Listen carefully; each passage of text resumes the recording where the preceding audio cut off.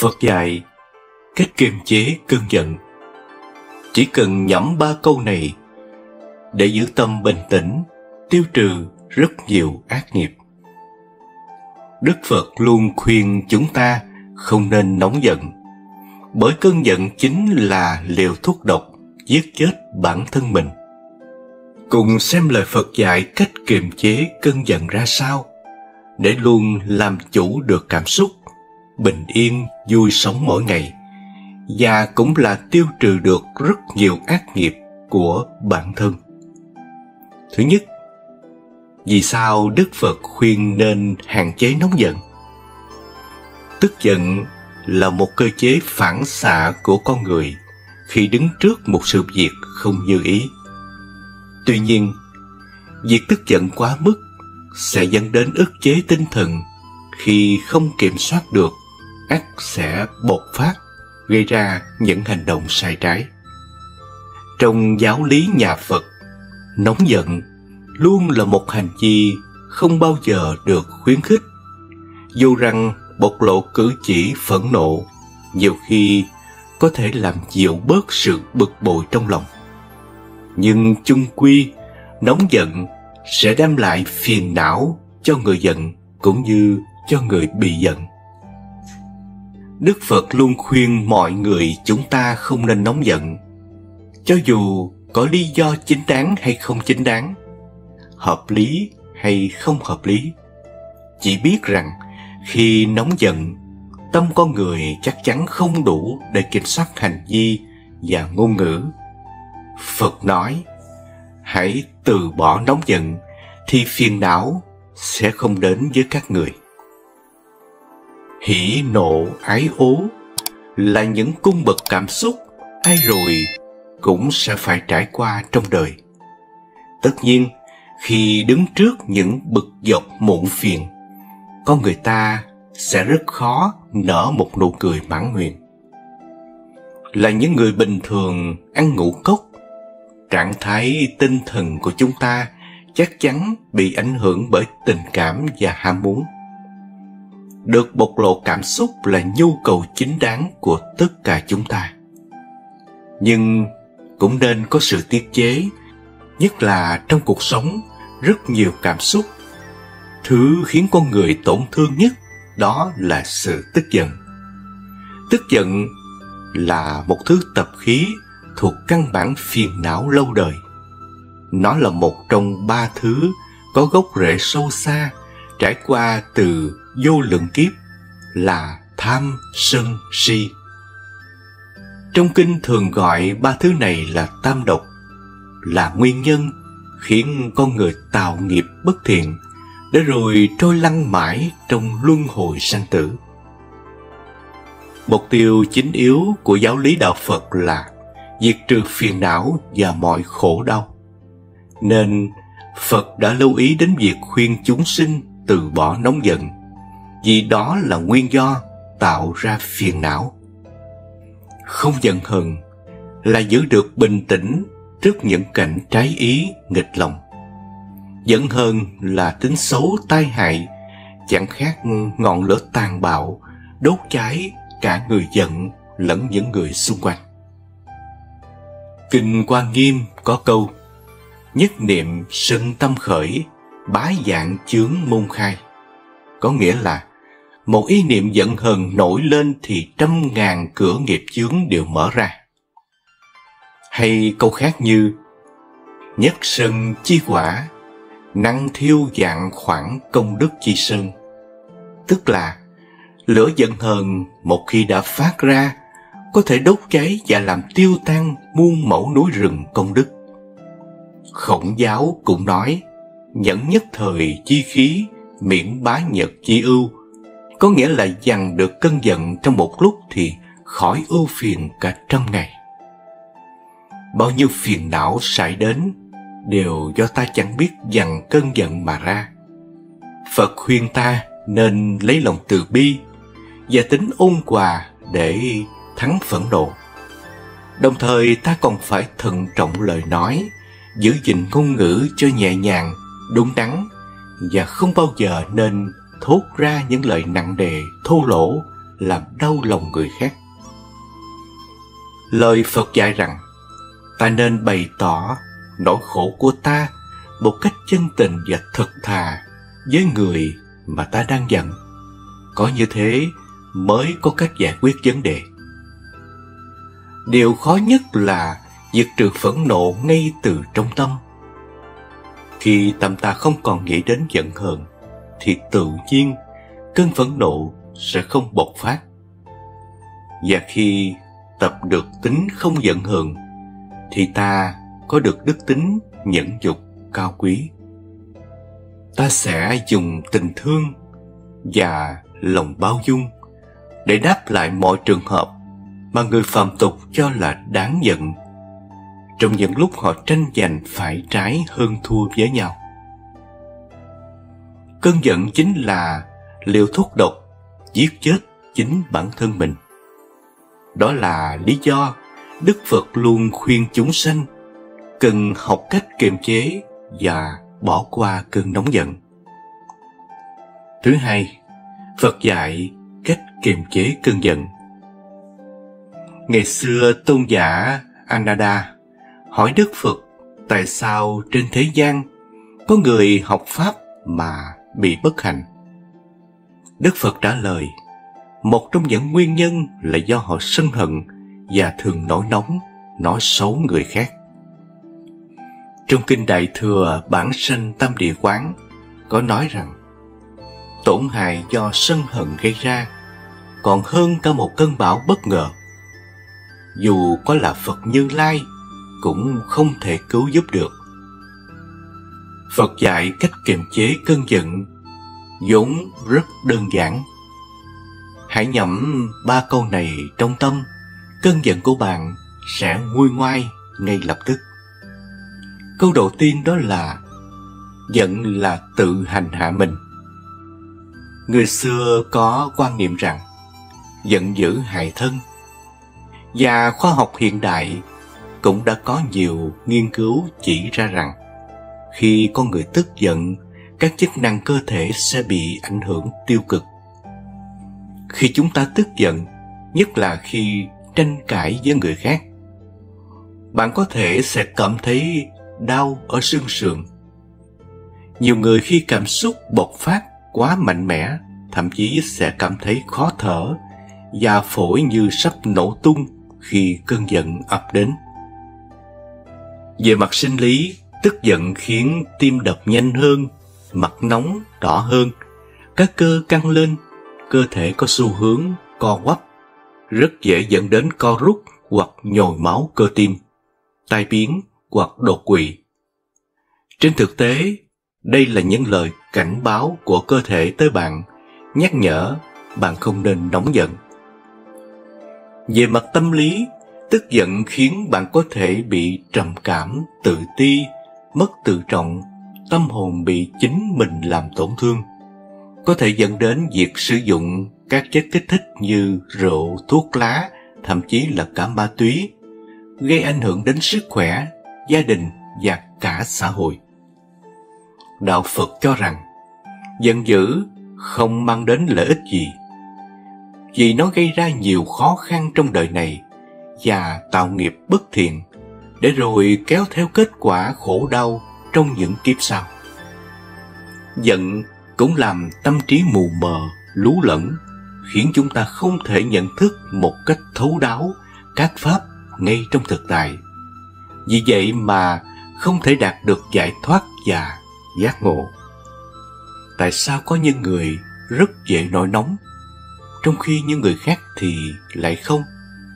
Phải chăng vì nghiệp quá khứ của họ quyết định như vậy, và chúng ta không thể can thiệp được gì? Khi nghiệp trổ quả, người ta có khuynh hướng làm lại những việc giống như những gì mình đã gieo. Kết quả này của nghiệp có thể hiện hành khi con người nghiêng về những suy nghĩ bất thiện hay bộc lộ cơn giận thông qua việc làm tổn thương người khác bằng hành động hay lời nói. Có nhiều người tự ngụy biện rằng mình sinh ra đã nóng tính, nên thường thể hiện cảm xúc giận dữ là điều bình thường. Nhưng Đức Phật đã dạy các phương pháp để chuyển hóa cơn giận và tịnh hóa những nghiệp xấu do cơn giận gây ra. Vì vậy không có lý do gì để nói rằng bạn sinh ra đã là như thế và chẳng thể thay đổi được gì. Cơn giận cũng gián tiếp hoặc trực tiếp làm rạn nứt, đổ vỡ một mối quan hệ dày công xây dựng, vun đắp bằng cả chân thành.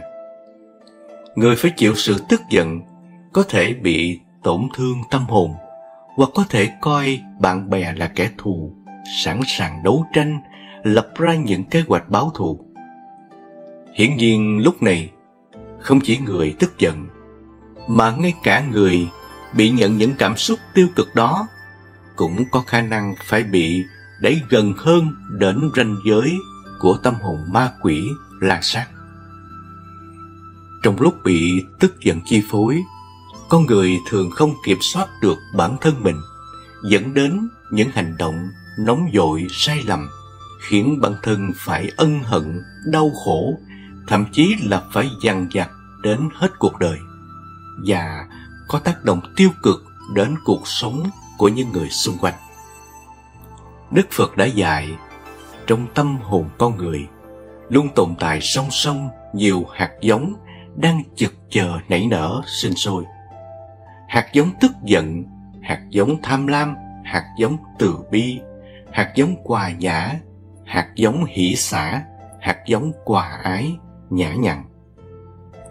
Người nào có hạt giống tức giận nhiều hơn sẽ trở thành một người hay tức tối, bực dọc, giận hờn, và ngược lại.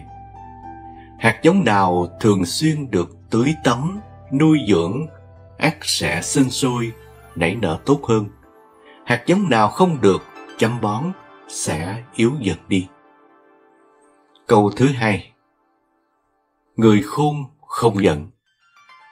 Điều tiếp theo Phật dạy cách kiềm chế cơn giận là hãy luôn nhẩm trong đầu câu nói: người khôn không nóng giận.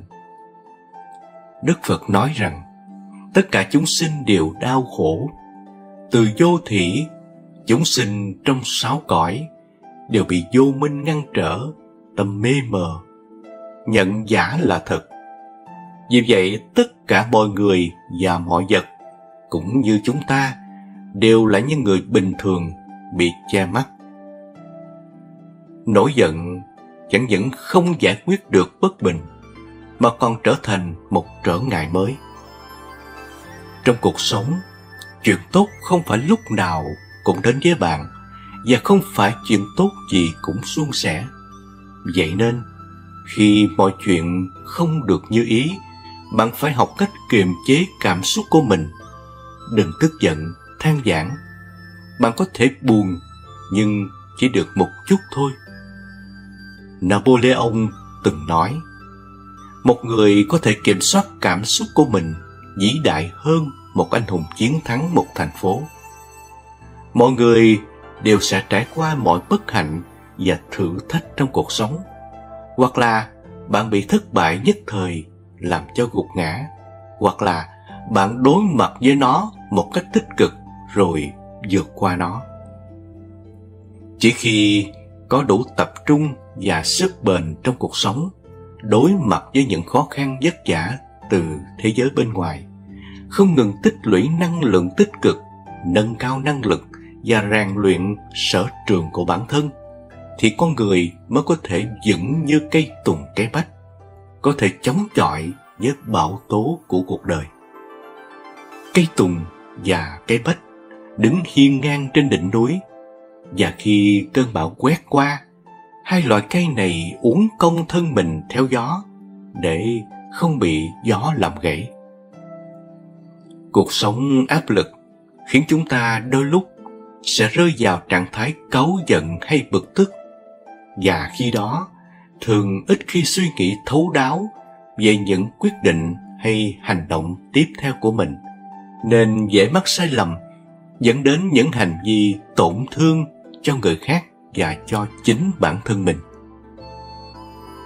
Người trưởng thành nên biết có một loại khôn ngoan gọi là không tức giận. Cuộc sống này thiên biến vạn hóa, hoàn cảnh luôn thay đổi. Một người khôn ngoan, chân chính có thể giữ bình tĩnh khi xảy ra sự việc, không tức giận, không suy nghĩ buông bỏ, không hỗn loạn, không vướng mắc, duy trì tâm thái bình yên, có thể thoát ra khỏi mây mù và bước tiếp.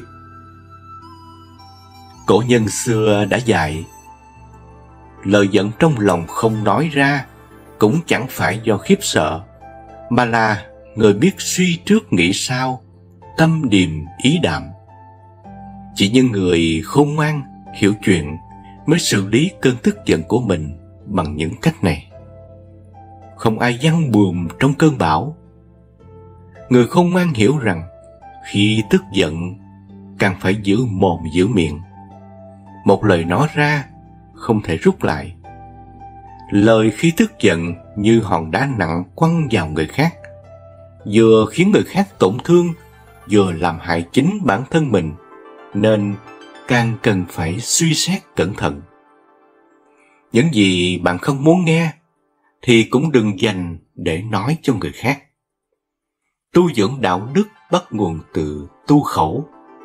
Tâm sáng ắt sẽ biết nghĩ tới cảm nhận của người khác mà lựa lời hay. Người có sự tu dưỡng, may mắn ắt sẽ tự tìm đến. Câu thứ 3. Tám gió thổi chẳng động, ngồi vững tòa sen vàng.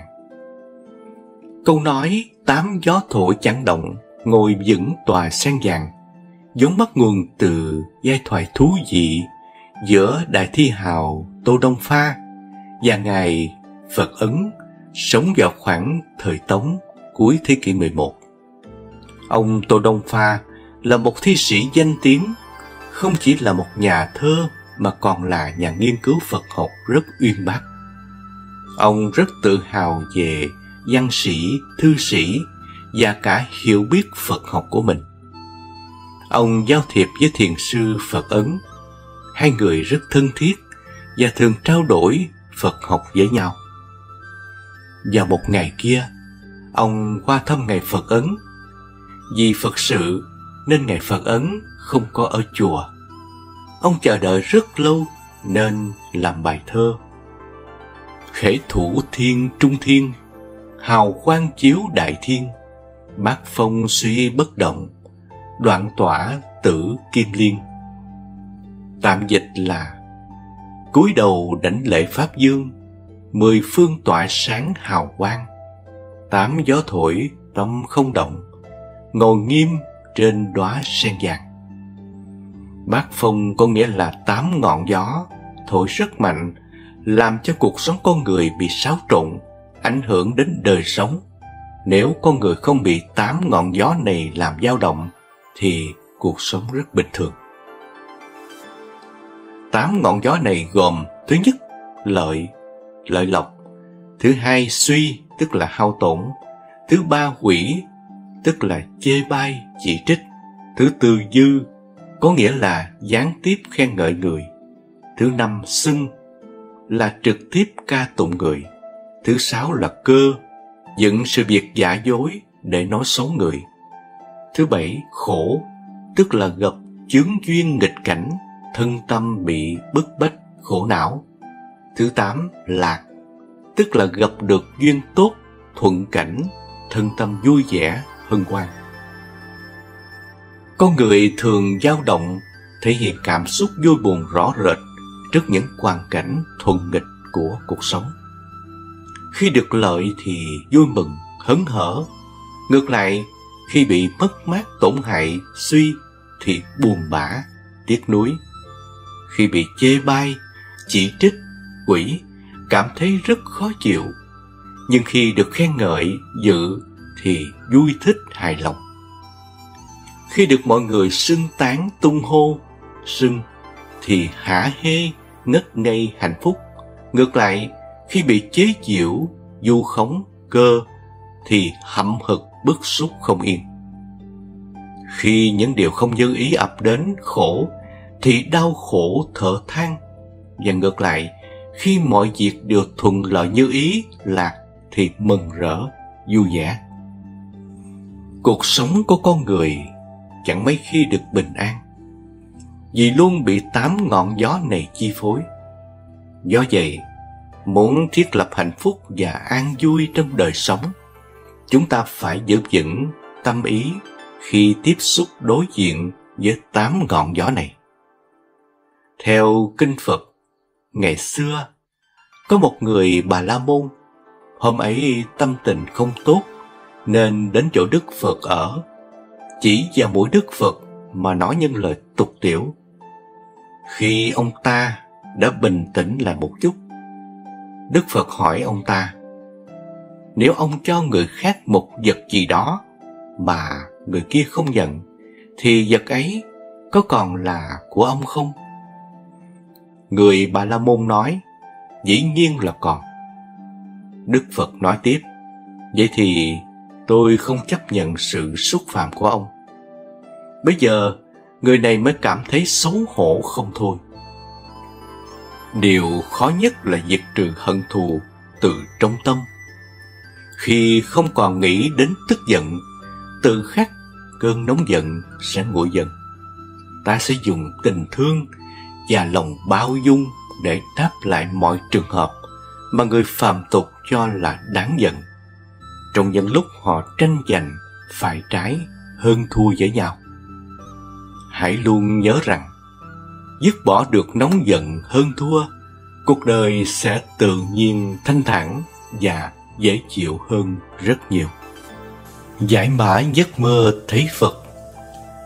Ý nghĩa về hình ảnh Đức Phật.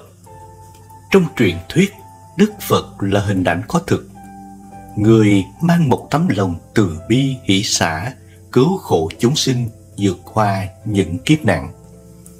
Người đã truyền bá kinh nghiệm chân kinh của mình để giác ngộ lòng người, giúp con người từ bỏ tâm tà, tính xấu, tham, sân, si để trở nên lương thiện hơn.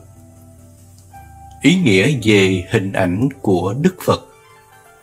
Không những vậy, nhờ Phật, con người còn biết cách tự giải thoát bản thân, rời khỏi những suy nghĩ tiêu cực, từ bỏ những ràng buộc, ước muốn tầm thường, để vươn tới hạnh phúc tối thượng, giản đơn nhưng cao quý. Lý giải giấc mơ thấy Phật. Với hình ảnh đẹp đẽ, tôn nghiêm, được muôn dân tôn kính, hình ảnh Đức Phật đã trở thành nét văn hóa trong đời sống tinh thần của con người, đặc biệt là những người hướng đạo Phật. Do đó, nằm mơ thấy Phật là một điều may mắn.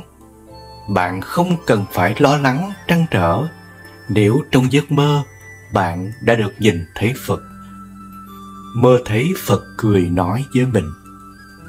Trong giấc chiêm bao, nếu bạn mơ thấy Phật đang cười nói vui vẻ với mình, thì có lẽ những điều may mắn đang chờ đợi bạn ở phía trước rồi đó. Có thể đó chính là một cơ hội tốt trong kinh doanh, hoặc một cơ hội thăng tiến trong sự nghiệp, và chúng đều giúp bạn có một nguồn thu nhập tốt hơn. Mơ thấy mình đi lễ Phật. Trong giấc mơ thấy bản thân đang thành tâm cầu khấn, lễ bái thần Phật, cho thấy cuộc sống trong gia đình của bạn đang rất bình yên, không có đại nạn về sức khỏe.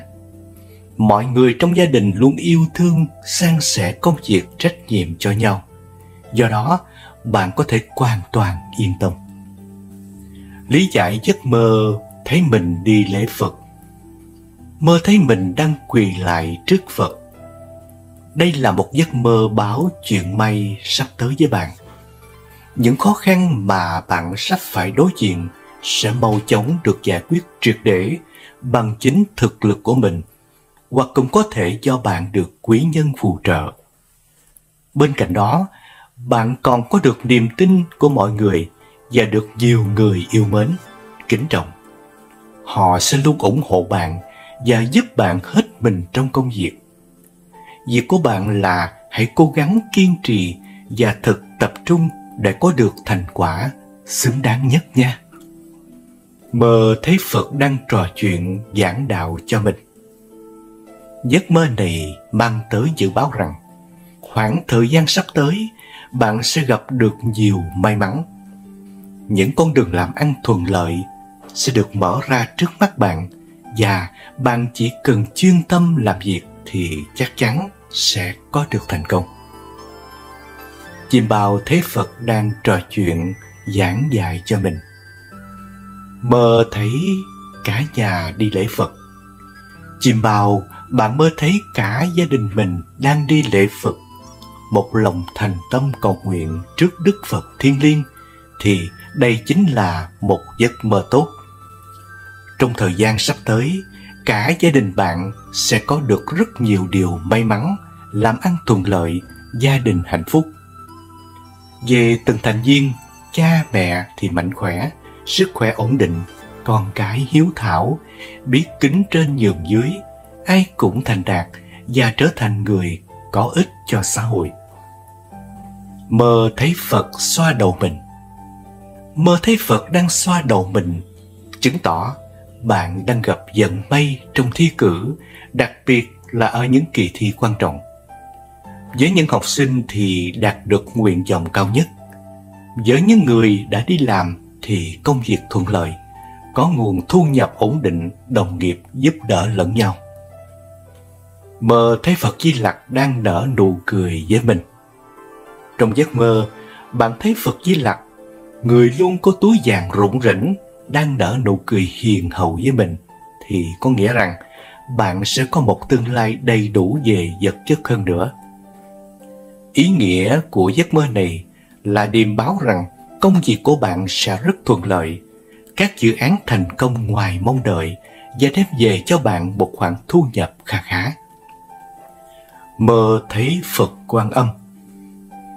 Trong giấc chim bao, bạn đã mơ thấy mình nhìn thấy Phật Quan Âm, tức là dự báo rằng bạn sẽ nhận được một món quà có giá trị bất ngờ trong thời gian tới, và món quà này sẽ rất có ý nghĩa đối với bạn. Hãy cùng hồi hộp chờ đợi xem đó là món quà gì nhé. Mơ thấy bản thân đang lại Phật Tổ Như Lai. Giấc mơ này không phải là giấc mơ quá đẹp, tuy nhiên cũng không hẳn xấu. Giấc mơ thấy Phật Tổ Như Lai báo hiệu rằng bạn sẽ gặp nhiều khó khăn trong thời gian sắp tới. Tuy nhiên không phải là không có cách giải quyết những khó khăn này. Bạn cần thể hiện được tấm lòng thành tâm hướng Phật, hướng thiện của mình, chăm chỉ tu tâm, tích đức để biến điều dữ thành điều lành. Như vậy, Đức Phật Như Lai sẽ hiểu thấu tâm can của bạn và ban cho bạn phép màu để vượt qua cơn gian nguy. Mơ thấy tượng Phật Tổ. Khi mơ thấy tượng Phật Tổ, có nghĩa rằng bạn đang được Đức Phật dành tặng sự quan tâm đặc biệt và nhận được sự phù trợ rất nhiều từ Phật Tổ. Chính bởi vậy, những khó khăn đến với bạn cũng sẽ nhanh chóng qua đi và mở ra con đường tươi sáng cho sự nghiệp tương lai của bạn. 30 lời Phật dạy về hạnh phúc đừng bỏ lỡ. Kính thưa quý Phật tử và quý vị thính giả thương mến, hạnh phúc, một khái niệm sâu sắc và không thể thiếu trong cuộc sống, mang theo nhiều ý nghĩa và giá trị tuyệt vời. Hạnh phúc không chỉ là một trạng thái tâm lý thoáng qua, mà còn là mục tiêu cuối cùng của mỗi người. Với sức mạnh của nó, hạnh phúc có thể thay đổi cuộc sống và tạo nên ý nghĩa đáng kinh ngạc. Trên hết, hạnh phúc là một trạng thái tâm hồn, một sự thoải mái và hài lòng từ bên trong. Đó là cảm giác bình an, là niềm vui trong lòng khi mọi mâu thuẫn và lo lắng tan biến. Hạnh phúc không phụ thuộc vào tài sản hay danh vọng, mà là kết quả của sự chấp nhận và trân trọng những điều tốt đẹp trong cuộc sống này. Hạnh phúc cũng là sự kết nối với thế giới xung quanh. Đó là khả năng tạo ra mối quan hệ tốt đẹp và yêu thương với những người xung quanh. Hạnh phúc không đơn độc, mà là sự chia sẻ và sự gắn kết với cộng đồng. Khi chúng ta tạo ra niềm vui và hạnh phúc cho người khác, chúng ta cũng đồng thời tìm thấy hạnh phúc trong chính mình. Hạnh phúc còn là sự phát triển và trưởng thành cá nhân. Nó đòi hỏi chúng ta không ngừng khám phá và phát huy tiềm năng của bản thân. Khi ta đặt ra mục tiêu và đạt được những thành công, cảm giác hạnh phúc vô tận tràn đầy trong tâm hồn. Sự hài lòng và thành tựu cá nhân mang lại một ý nghĩa sâu sắc và đáng giá cho cuộc sống này. Cuối cùng, hạnh phúc là khả năng sống trong hiện tại và tận hưởng từng khoảnh khắc. Đôi khi chúng ta dễ dàng bị cuốn vào quá khứ hoặc lo lắng về tương lai và quên đi sự tốt đẹp cùng giá trị của hiện tại. Hạnh phúc là khả năng trân trọng và sống đúng với từng giây từng phút mà cuộc sống mang lại. Sau đây là 30 lời Phật dạy về hạnh phúc. Thứ nhất, cho đi sự yêu thương, hạnh phúc tự tìm đường đến. Lạc quan, vui vẻ, bệnh tật rồi sẽ qua đi. A Di Đà Phật. Thứ hai, vạn pháp duy tâm tạo. Con người là kết quả của những gì mình nghĩ. Nếu một người nói và làm với tâm trong sáng thanh tịnh, hạnh phúc sẽ luôn đi theo anh ta như hình với bóng. Thứ ba, thanh tịnh và giản đơn là đôi cánh giúp tâm hồn thăng hoa. Thứ tư, không có con đường dẫn đến hạnh phúc. Hạnh phúc chính là con đường. Thứ năm, vợ chồng cùng sống cùng chết, nháy mắt là thống khổ, nhưng vĩnh hằng là hạnh phúc. Thứ sáu, rất nhiều người vì cái gọi là hạnh phúc mà yêu nhầm người, nhưng càng nhiều người vì yêu đúng người mà hạnh phúc trọn đời. Thứ bảy, hàng ngàn ngọn nến có thể được thắp sáng bởi một ngọn nến, và cuộc đời của ngọn nến ấy không hề bị tàn lụi. Hạnh phúc không bao giờ cạn đi khi ta biết sẻ chia. Thứ tám, đừng cố xây dựng hạnh phúc trên sự bất hạnh của người khác. Bạn sẽ vướng vào lưới của hận thù. Thứ chín, hạnh phúc là cảm giác. Xem nhẹ chút, thoải mái trong lòng.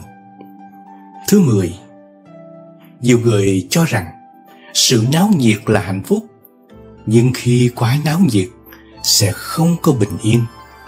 Hạnh phúc thực sự dựa trên sự bình yên. 11, tâm thái là do rèn luyện, cần phải bình thản, có tấm lòng yêu thương. 12, thời khắc hiện tại tràn ngập niềm vui và hạnh phúc. Chỉ cần bạn để tâm, bạn sẽ nhìn thấy chúng. 13, cội nguồn của tình yêu nằm sâu trong mỗi chúng ta. Chúng ta có thể giúp người khác hạnh phúc. Một lời nói, một hành động, một suy nghĩ cũng có thể làm vơi đi nỗi buồn và tăng hạnh phúc cho người khác. 14, hãy hiểu, thương và tương kính người yêu của mình, cũng chính là đem lại hạnh phúc đến cho người và cho chính mình. 15, hạnh phúc không phải làm dơ vào cho mình thật nhiều, mà ngược lại, bạn nên ban tặng, san sẻ những gì mình có cho người khác. Đó mới chính là hạnh phúc. Bản thân hạnh phúc, tức vận mệnh sẽ tươi đẹp. 16, làm người phải biết vui vẻ. Niềm vui và nỗi buồn luôn xen kẽ lẫn nhau. Vui vẻ có mức độ chính là cả đời được thanh thản. 17, không đi đến cực đoan. Đi đến cực đoan bao giờ cũng gặp thất bại thảm hại. Phải chủ động tìm kiếm sự khôn ngoan của cuộc đời. 18. Một trong những điều tốt nhất trong cuộc sống là nhận ra rằng bạn hoàn toàn hạnh phúc mà không cần đến những thứ mà bạn cứ ảo tưởng là mình buộc phải có.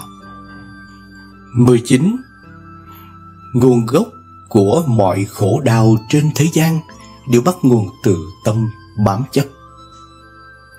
20. Có sinh ắt có diệt, có hợp ắt có tan, có thịnh ắt có suy. Khi bạn vui, hãy hiểu rằng niềm vui này không phải là vĩnh hằng. Khi bạn đau khổ, cũng hãy nhớ rằng nỗi đau này cũng không trường tồn.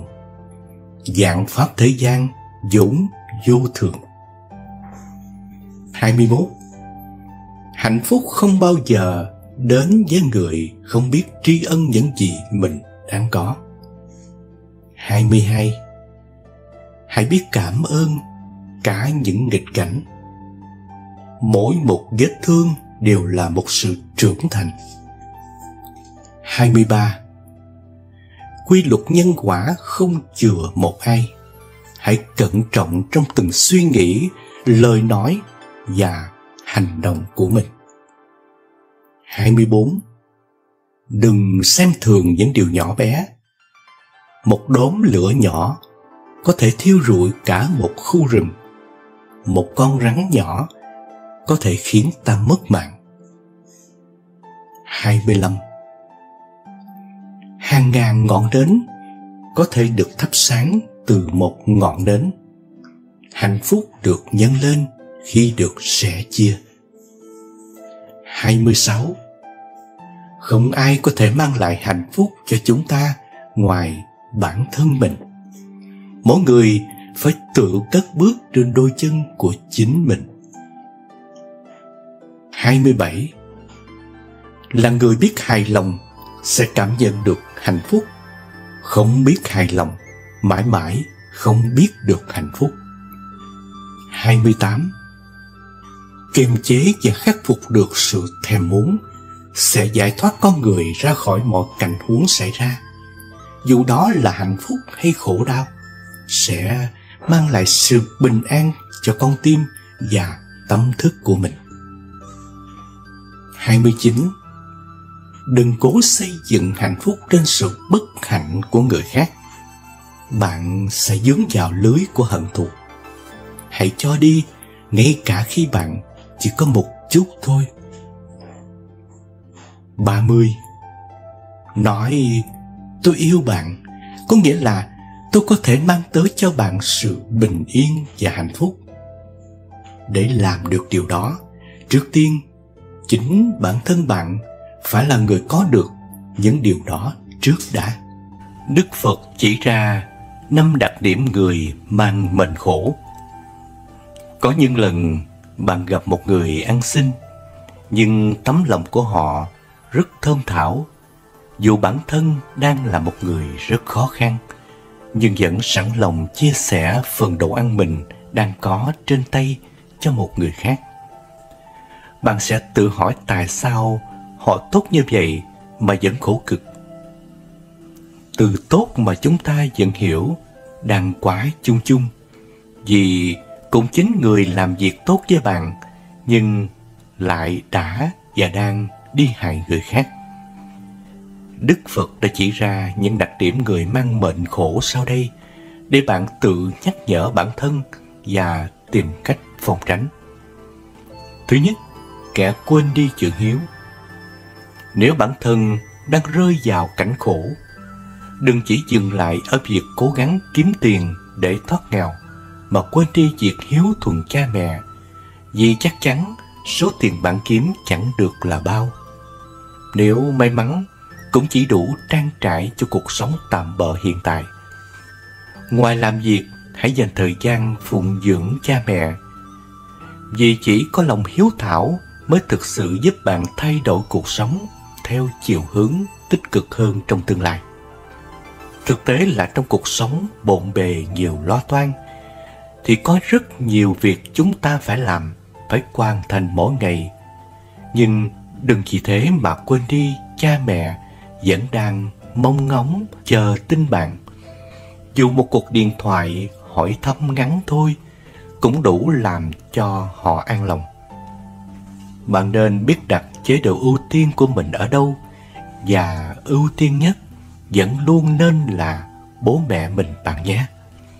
Theo lời Phật dạy về báo hiếu cha mẹ, thì cha mẹ là phúc điền, nơi nuôi dưỡng phúc đức lớn nhất trên thế gian này. Thời Phật còn tại thế, có một vị chư thiên đến hỏi: Bạch Đức Thế Tôn, làm sao để có được vận may? Phật đáp: phụng dưỡng cha và mẹ là vận may tối thượng. Người sinh ra và nuôi dưỡng bạn nên người có công lao vô cùng lớn lao. Vì thế, khi bạn làm họ vui, hạnh phúc, thì phúc đức của bạn càng tăng trưởng nhanh chóng. Vì thế, thay vì cố gắng tìm vận may ở nơi nào xa xôi, thì hãy hiếu kính cha mẹ. Khi làm được việc tốt ấy, bản thân sẽ cảm thấy an lòng, tĩnh tâm, trở nên sáng suốt hơn. Công việc nhờ thế mà êm xuôi, sự nghiệp cứ thế mà tinh tiến. Thứ hai, kẻ hay oán hận. Có những người đeo đầy vàng ngọc kim cương, nhưng tại sao họ vẫn cảm thấy khổ sở với cuộc sống hiện tại? Họ chưa bao giờ có được giấc ngủ ngon, đêm nào cũng trằn trọc khó yên. Thực ra, mệnh khổ của họ nằm ở trong tâm, nhưng họ đâu có biết.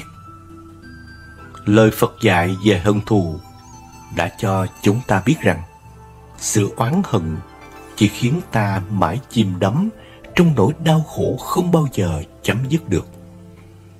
Khi không buông bỏ được nó thì tâm oán thù đó vẫn cứ đeo đẳng ta từ kiếp này tới kiếp khác. Lòng oán hận cứ như thuốc độc đang âm thầm giết dần giết mòn tâm trí họ và làm tổn hại âm đức. Đức Phật đã căn dặn rằng một lần oán hận có thể hủy hết cả công đức mà bạn tích góp trong nhiều kiếp.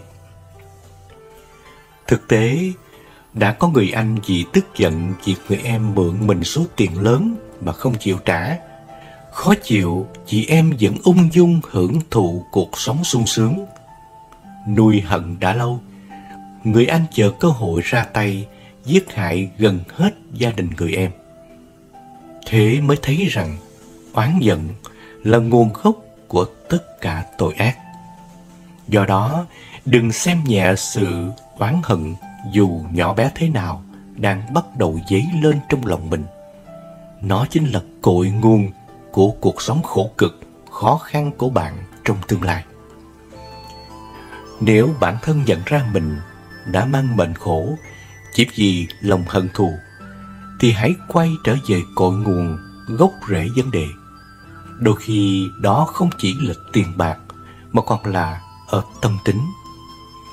Nhận thức rõ hận thù sẽ làm con người tràn ngập khổ đau, dẫn dắt chúng ta ngày càng xa rời cuộc sống an lạc. Vì vậy, quá giải hận thù, sống từ bi, hỷ xả, để tâm được an vui, rồi may mắn sẽ ghé thăm cuộc sống của bạn. Khi muốn nổi giận với ai đó, hãy kiềm chế để đừng nói ra những lời nặng nề, gay gắt hay phản ứng trong cơn thịnh nộ. Thay vào đó, hít dài hơi thở thật sâu, tự trấn tĩnh rồi dịu xuống, tìm cách hóa giải nó trong tâm trí của mình.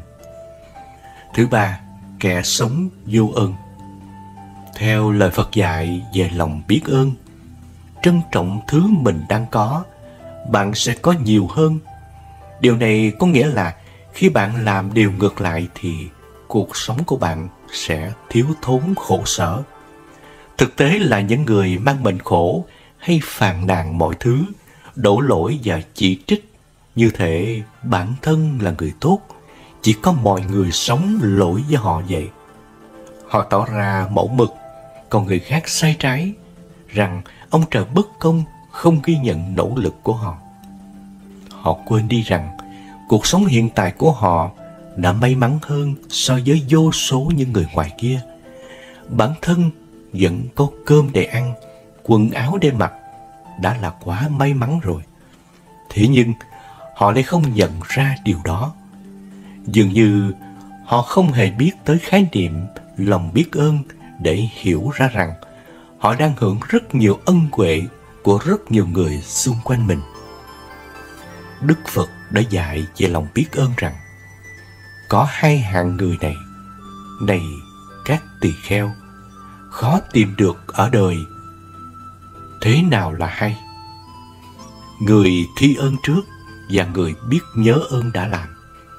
Hai hạng người này các tỳ kheo, khó tìm được ở đời.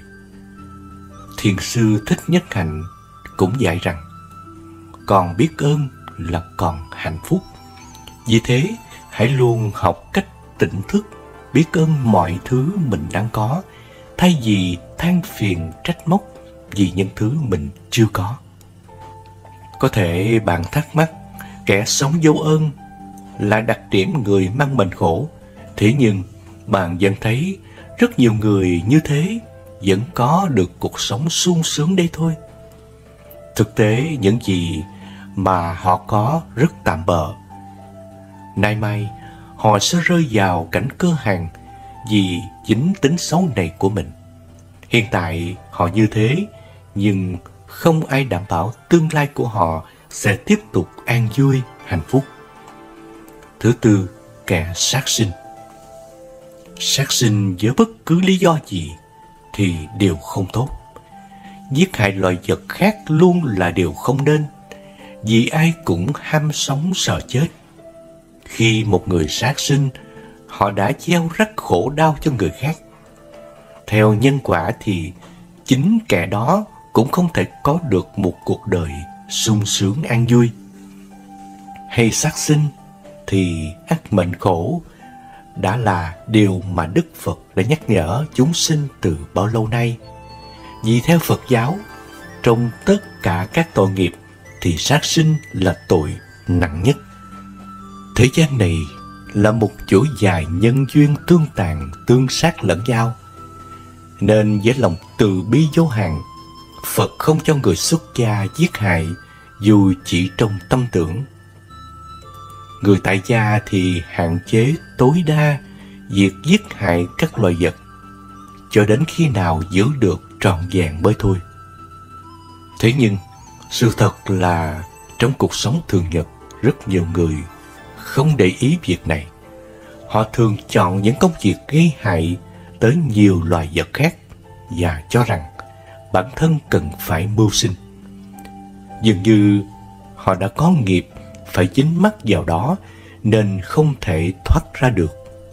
Hơn nữa, họ cũng không đủ trí để nhận ra điểm sai của mình ở đâu cho đến khi tai họa ập đến. Vì thế, để đảm bảo tương lai không rơi vào hoàn cảnh khổ cực, thì ngay từ bây giờ, bạn cũng cần chọn lựa nghề nghiệp chân chánh để không làm tổn hại cho người và cho vật. Thứ năm, kẻ hay đơm đặt chuyện thị phi. Một trong những đặc điểm người mang bệnh khổ mà ít ai ngờ tới, đó là kẻ thích nói chuyện thị phi. Họ thích tìm vui qua những câu chuyện mà bản thân thiêu dệt, giết thời gian quý giá của mình bằng những buổi chuyện trò vô bổ. Họ vô tình làm khổ người khác, thậm chí đẩy người ta tới đường cùng chỉ bằng câu chuyện thiếu cơ sở của mình, mà cứ tưởng bản thân là người trượng nghĩa, đứng về lẽ phải. Nhân quả rất công bằng. Họ gieo đau khổ cho ai, họ sẽ nhận về tương ứng. Vì thế, bản thân những người này đang tự bước vào cõi khổ mà không hay. Hơn nữa, thời gian là vàng bạc. Trong khi họ mãi buôn chuyện, thì những người chăm chỉ kiếm tiền ngoài kia đang thay đổi cuộc sống mỗi ngày. Vì thế, đừng trách vì sao lại rơi vào cảnh khổ, nguyên nhân do chính họ mà thôi. Đức Thế Tôn từng căn dặn đệ tử của mình cần nỗ lực tinh hóa khẩu nghiệp bằng cách không nói lời bịa đặt để gây đau khổ cho con người. Thay vào đó, ta nên chọn lời thiện lành, mang lại sự lợi ích an lạc cho mình và cho nhiều người. Được như vậy, lời nói trong giao tiếp giữa mọi người trên cuộc đời này sẽ tạo nên môi trường sống thương yêu, hiểu biết, hòa hợp, an vui. Để lời nói có giá trị, Phật dạy thành tựu 5 chi phần. Này các tỳ kheo, các lời là thiện thuyết, không phải ác thuyết, không có phạm lỗi và không bị những người có trí chỉ trích. Thế nào là 5? Nói đúng thời, nói đúng sự thật, nói lời nhu hòa, nói lời liên hệ đến lợi ích, nói với từ tâm. Có thể thấy, dù bản thân có mang những đặc điểm trên, thì chính ta vẫn có thể tìm cách thay đổi. Chỉ cần làm ngược lại những đặc điểm này, ta sẽ không phải rơi vào cảnh khổ. Hãy ý thức bản thân rèn luyện từng ngày, từng giờ. Vì chỉ có như thế mới giúp cho vận mệnh được thay đổi, dần dần phước đức trí tuệ tăng trưởng nhiều lên, và sẽ có ngày ta có được cuộc sống như mơ.